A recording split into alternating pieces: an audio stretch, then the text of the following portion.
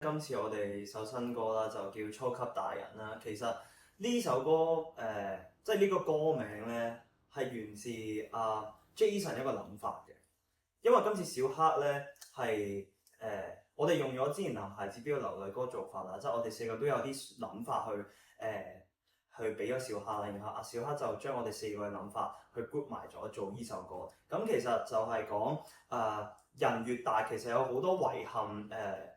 都會一直喺度，但係有時候你要迫於無奈地去逼自己成長，逼自己做一個大人。但係其實由始至終，你有時去特登去消化啲遺憾，消化啲嘅傷悲，其實到最終你都係一個小朋友。所以就係呢首歌係提醒住我哋，有時候要真係去直接去面對一啲遺憾，而唔好一直去沉淪落去。幾得意嘅係我哋第一次聽有人幫我哋填詞話，即係填到佢哋都眼濕濕咁啊！今次小黑老師佢就話，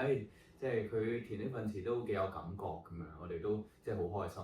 同埋佢嘅腦海入邊應該係分埋我哋邊個人唱邊度，因為我哋每個都講咗自己故事，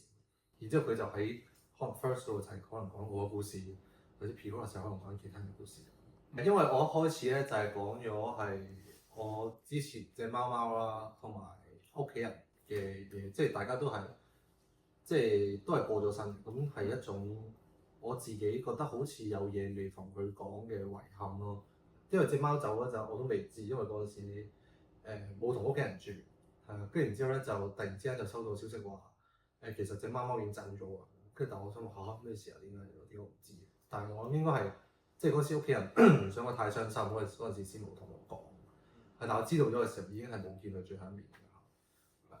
所以就係呢一個係我人生中都幾衝擊嘅一個遺憾，所以就想小黑幫我寫咗呢段嘢落佢個 first 度。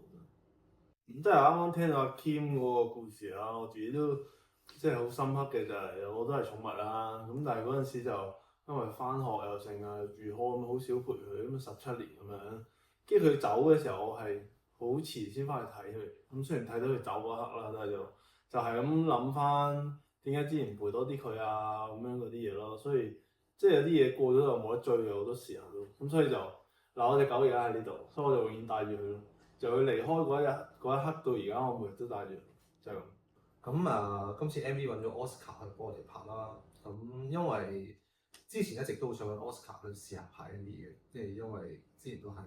大家溝通過下，又話不如大家一齊試合作下咁，所以今次就揾咗 Oscar 去拍 MV 啦。首先係我哋需要揾一個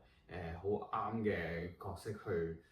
演繹，就係由一個中學生跟住去到大學生，再去到再大嗰啲咁樣，即係我哋需要有一個咁樣嘅角色可以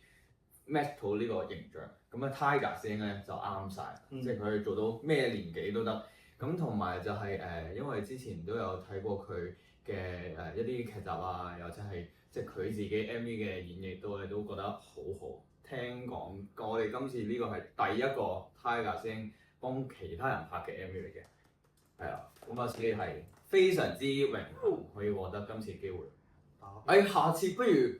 我哋幫師兄拍翻 MV 啦。唯有係咁啦，哇，咁辛苦我哋度期咯，應該有嘅。講笑啫。係啊，如果 Tiger 師兄唔介意嘅話，下次拍 MV 揾我哋可以喺後面夾 band 可以啊，有啲咩幫手即管即管啦，OK。